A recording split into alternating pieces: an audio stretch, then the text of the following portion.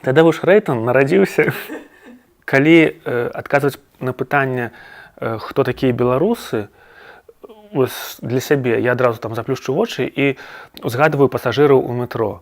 І вось мы едзем у гэтым метро, сядзім шчыльна адзін каля аднаго, і вось для мяне гэта беларусы. Падымаемся на эскалатары, альбо едзем у маршрутцы. І вось гэта людзі, якія навокал, пасажыры ў метро, таму што ў метро там і снег не падае, і светлае. І вось мы сядзімся разам, маўчым і едзем беларусы.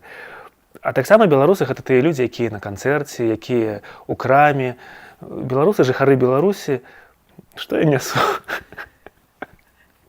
Беларусь багатая на тых, хто лічыць сябе, там, не ведаю, прыхільнікамі вялікай Польшы, хаця вядома, што яны аніякія не палякі, а беларусы.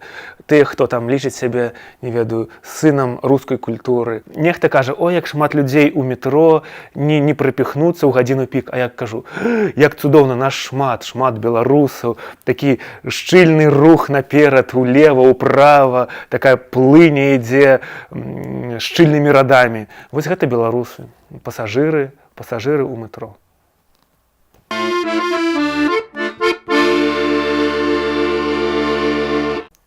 Беларусь моя краіна-браначка. Беларусь гэта крамы вясковыя, гэта вось такі сшытачак, куды запісваюць на вексель.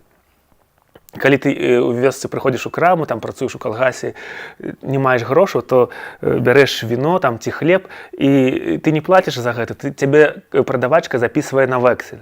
Пасля ўжо не ведае, як адбываецца разлік, але вось гэта таксама Беларусь, і гэта крута. Вядома, што можна казаць, што Беларусь гэта там крутыя канцэрты, там гэта рок-музыка, гэта ўздым. Гэта калі я каля касцёла размаўляў з мужычком, які там на чысцюткай беларускай мове са мной гутарыў. Пасля ён сказаў, што я беларускую мову ненавіджу. Я кажу: а на якой мове вы са мной размаўлялі? Як на якой? Па-польску. І гэта таксама Беларусь. Беларусь разнастайная, цікавая.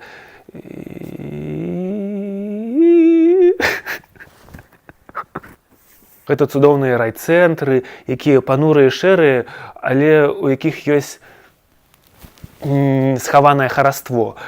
І Беларусь гэта наш шлях да гэтага хараства. То бок мы нараджаемся ў гэтай краіне, здаецца, што тут панура, тут троху весела, але на самой справе мы нараджаемся і ходзім па зямлі поўнай скарбу. І вось гэты шлях, наша жыццё, наша з вамі жыццё, шлях у пошуках гэтых скарбаў, вось гэта таксама Беларусь.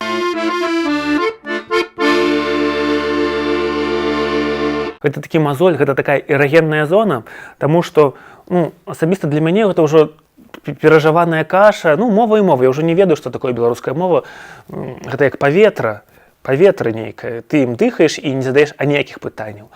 Але высвятляецца, калі ты нешта напішаш пра беларускую мову, альбо гукнеш там у Фейсбуку, там дзесьці ў нэце, што-небудзь наконт беларускай мовы, то гэта адразу такі выбух. Апынаецца, гэта па-ранейшаму застаецца эрагеннай зонай нашага народу. Шмат для каго гэта такі камень, кутні камень. Таму пакуль што, калі казаць пра вонкавы свет беларускі, то мова гэта кутні камень. Для некага гэта камень спакусы, для некага гэта кутні камень, на которым ён будуе там, не ведаю, свой палац. Вось.